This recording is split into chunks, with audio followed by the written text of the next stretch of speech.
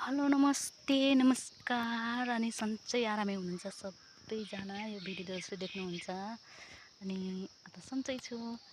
आज चाहिँ म के गर्न लागेको भनेपछि आज चाहिँ म गोबीमा झार गर्ने, गोबीले ओक्रो लगाउने, गोबी खन्ने काम गरिरहेको छु है। देख्न सक्नुहुन्छ यस्तो भएको छ है।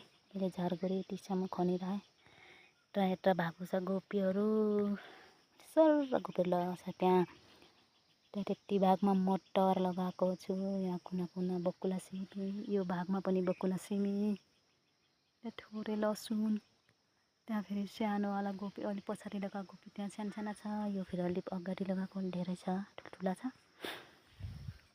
देख्न सक्नुहुन्छ मेरो खन्ने कोडालो चाहिँ यत्रै छ।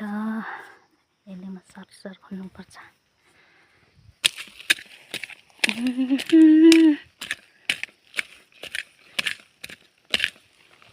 मामा